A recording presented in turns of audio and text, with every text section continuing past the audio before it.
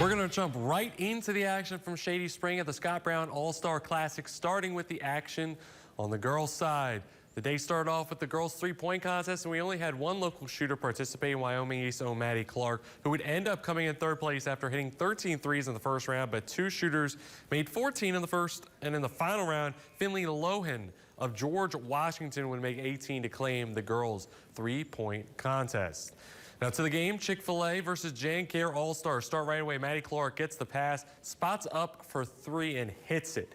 A little later, Clark feeds inside to Gracie Harvey, who finishes inside for two. Jan-Care led early, but Chick-fil-A started comeback. Josie Graves gets a steal inside for two. A little later, late addition to the roster, Kaylee Trump of MCA goes in for the bucket plus the foul, lead up to 10. Jan-Care would fight back. West Side's Caitlin Lester drives in, gets the floater to go.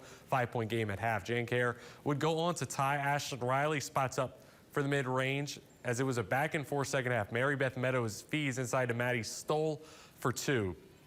A little later, it's Jan-Care. Lester drives in, finishes for two. Jan-Care would mount a small lead. Lester again pulls up for three and knocks it down. Chick-fil-A responds, though. Emma Elliott dishes inside to Graves in for the layup.